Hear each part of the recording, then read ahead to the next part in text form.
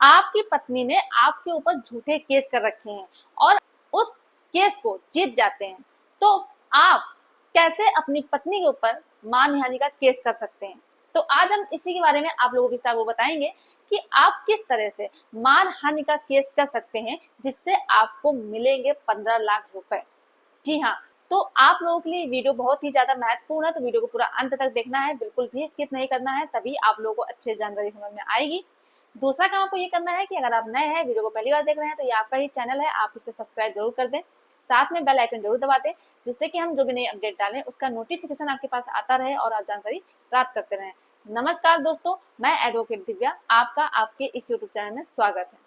तो आप लोगों के मन में ये होगा कि जब पत्नी केस करती है तो जब केस आप जीतेंगे तभी आप मानहानि का केस कर सकते हैं, लेकिन ऐसा बिल्कुल भी नहीं है। आपको बता दें कि 1 जुलाई से नया कानून लागू हो गया है। पहले जो आप मानहानि का केस करते थे, अब जो नया कानून है BNS यानी भारतीय न्याय संहिता, उसकी जो धारा है 356 के तहत आप मानहानि यानी डिफेमेशन का केस कर सकते हैं। यानी कि भारतीय न्याय संहिता धारा 356 के तहत आप मानहानि का केस कर सकते हैं।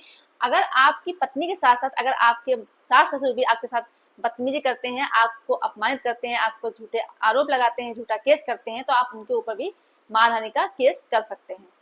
डिफेमेशन का केस आप 2 तरह से फाइल कर सकते हैं, पहला सिविल और दूसरा क्रिमिनल केस। अगर आपको सिर्फ पैसा चाहिए तो आप सिविल केस फाइल कर सकते हैं, लेकिन अगर आपको अपनी पत्नी को सजा दिलाना है तो आप क्रिमिनल केस कर सकते हैं। आपको बता दें कि आप इन दोनों में से सिर्फ एक ही तरह से डिफेमेशन का केस अपनी पत्नी के ऊपर कर सकते हैं।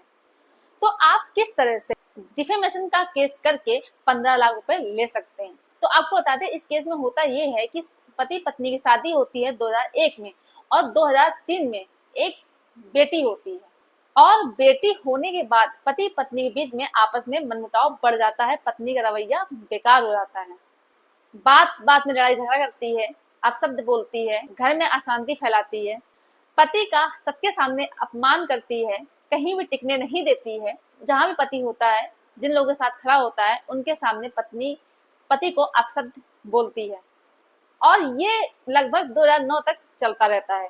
फिर इसके बाद पत्नी अपने पति को छोड़ के चली जाती है, लेकिन पत्नी एक बात नहीं मानती है और उसका जो रवैया पहले था वैसा ही बना रहता है। इसके बाद पति परेशान होकर के पत्नी से डाइवोर्स लेने के लिए केस फाइल करता है और सन 2021 में पति को डाइवोर्स मिल भी जाता है क्रुएल्टी के आधार पर।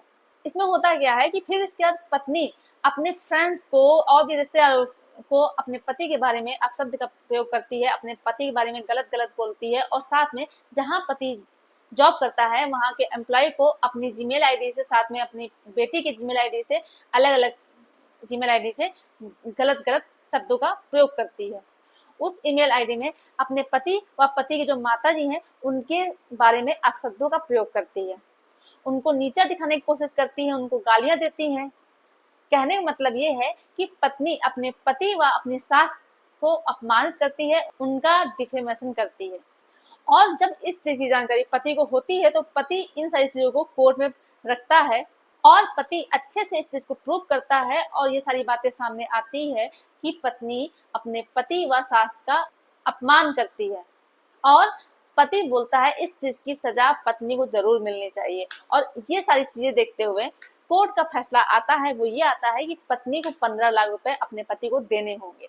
तो ये बहुत ही ज्यादा महत्वपूर्ण आपके लिए जजमेंट है, आप लोग इस वीडियो के माध्यम से जरूर लाभ ले सकते हैं। आपके साथ अगर इस तरह से कुछ होता है तो आप इस जजमेंट के माध्यम से खुद को न्याय दिला सकते हैं। मेरे द्वारा दी गई जानकारी अगर आपको पसंद आई तो वीडियो को लाइक जरूर कर दे, ज्यादा लोगों को शेयर कीजिए, और अभी भी अगर आपने इस चैनल को सब्सक्राइब नहीं किया है तो ये आपका ही चैनल है, आप इसे सब्सक्राइब जरूर करते हैं।